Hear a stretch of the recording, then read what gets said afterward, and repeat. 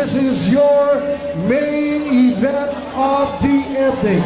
This bout is scheduled for 10 rounds in the Super Bantamweight division. Introducing first, fighting out the blue corner. National record stands at 11 victories, 11 4 by knockout with 5 defeats and 2 bouts even. Let's all welcome Oscar Duque! Across the ring, fighting out the red corner with a professional records of 21 wins, 17 wins coming by way of knockout with no defeat. The one and only Carl James, the Wonder Boy Martin!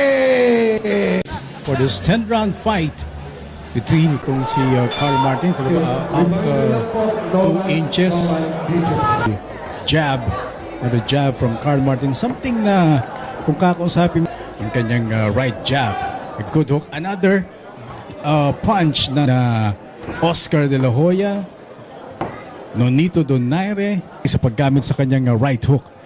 Right now, a slow start para dito kay Oscar Duque. Carl James Martin, the Wonder Boy, nagkaroon po ng injury sa kanyang dibdib. He was supposed to fight with that injury ay napuwersang magbakasyon. And in talking with Carl James Martin, he admitted na nangapa siya ron at medyo kinalawang. Kaya sa dito para pagdating sa laban ay yun nga, magkaroon po ng mabawasan. Duque showing a lot of respect dito kay Carl James Martin. Tibay nitong si Oscar Duque ang hinahabol nila para na rin masukat, ano? Not only that, yung bob and weaving nitong si Oscar Duque. A good right! Pinatama ron. Encounter. And Martin bilang warm-up, ano? Kasi sabi nga po natin, alam naman natin lahat of the layoff. So, talagang merong time na hindi siya gagal. So, huwag kayong magulat kung biglang mag-southpaw stance ito. Kasi merong ganung forma rin minsan ng kaliwa itong si Oscar Duque. Good counter to the body. So, sa mga previous fights, si Oscar Duque mas aktibo sa opensa, ha?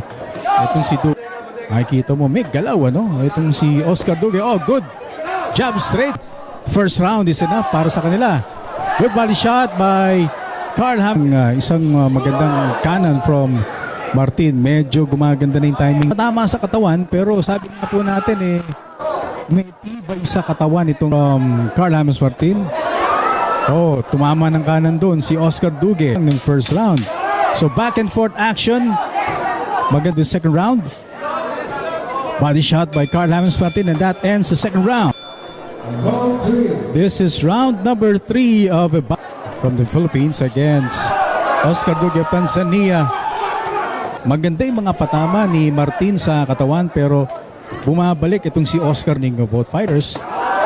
Oh, gandang counter left from Charleston do. Mukhang mas may Oscar Duque.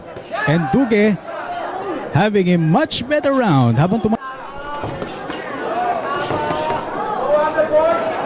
dito yung sa kanya na magandang depensa at mayroong pampabaon na kanan from Oscar Duque, and Oscar biglang may lusot na kanan from Oscar Duque. Body shot from Carl James Martin. Yung dahilan kung bakit siya kinuha ng camp ni and very active offense.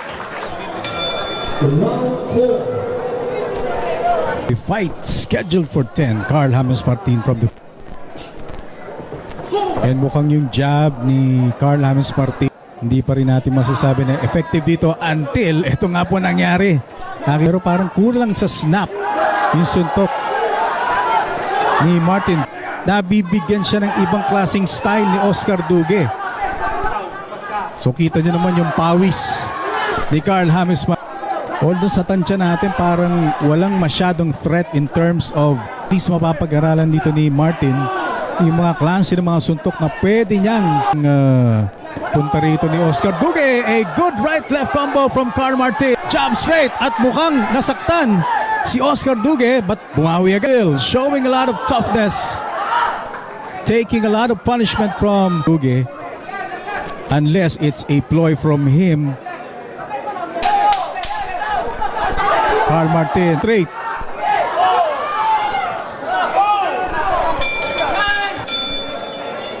Round 5. We're halfway through the cooperative na production group. Kasama po na trying to break the defense of Carl James Martin.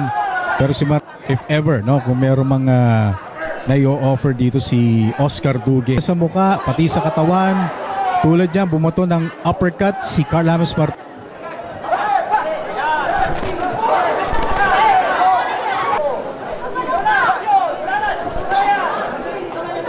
Alam mo, yung uppercut, usually yan, walang depensa dyan eh. Hindi ka na makakapigil dun. Oh, good right there from... No, yung kondisyon itong Oscar Dugue, makikita mo sa katawan, ensayo, no? And he kept himself in shape. Ito yung mga katawan, nag-i-ensayo. Oh, good right from Oscar Dugue. Another right. I think he's able to hurt. There's a chance na makuha ito ni Oscar Dugue itong round na to. Kumari ko itong mga to. Round 6. Samantala, round number... At napailing doon si Carl James Martin. He knew na tinamaan siya. Probably yung depensa ni Carl James Martin. Oh, good left hook by Carl Martin.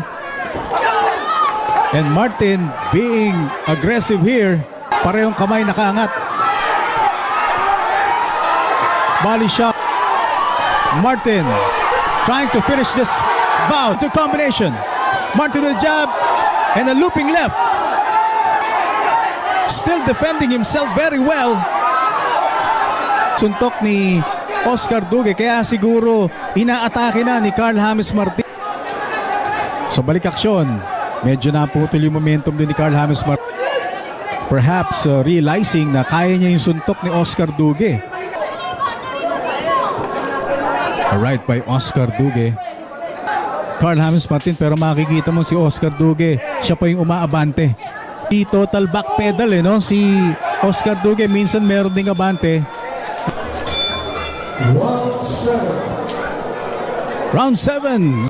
Oy, by the way, bati nga pala natin yung mga kaibigan natin sa Tromaron, si Oscar Dugue. Oh, bati na natin lahat. Gabriel Bebot Elorde, Miss Arlene Elorde, Johnny Elorde, and Miss Liza Elorde.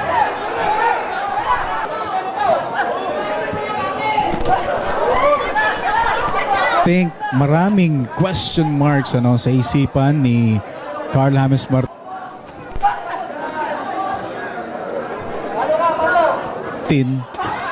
He's been dominating this fight. Merong James Martin,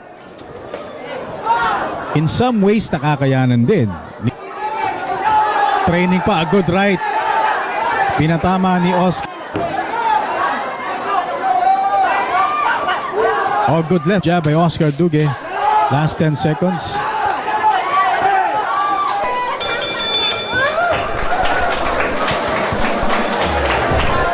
Round number 8 of a bout scheduled for 10. Dennis Principe, Elorde Sports Complex. And Oscar Dugue. But at the same time, posible rin na hindi niya iniinda. Yung sa paano gumagawa ng or nagkakaroon ng lakas ng loob si Dugue na maging active. May pakinabang dito si Carl James Martin. Probably yung the fact na, and again, balikan ko lang yung sinasabing anong magandang napala rito ni medyo kung meron mang kalawang ay pwedeng dito yung timing parating nandun, yung lakas parating nandun because 21 wins, having a tough assignment in terms niya na gusto niya mangyari dito to be the first fighter na ma-knock out.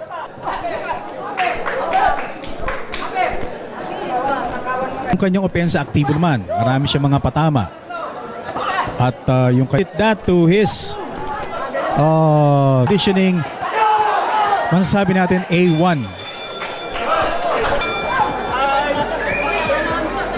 The penultimate round, Dugue from Tanzania giving a good account of round, sumihiga. Dito nagbibigay siya ng problema kay Carl sa kanyang ginagalaw dito. Yung kanyang punching power, masasabi pwedeng pag-aralan dito si Carl James Martin. Oh, good body shot. bigwas sa counter itong si Oscar Duque.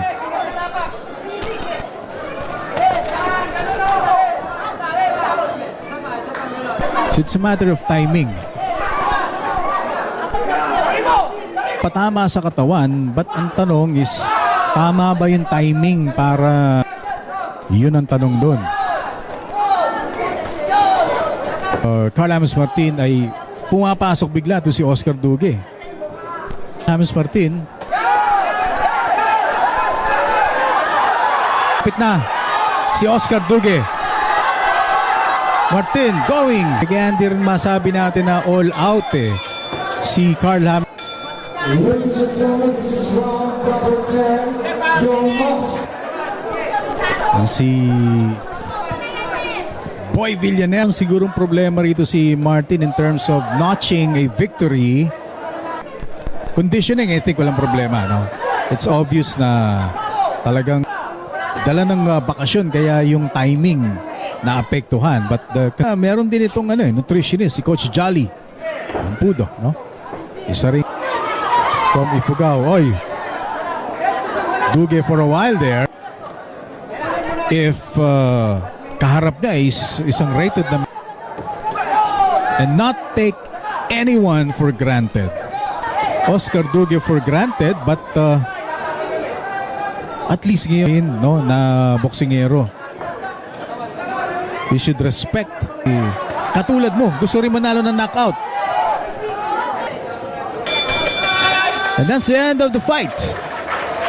To the winner by unanimous decision and still undefeated, Carl James, the Wonder Boy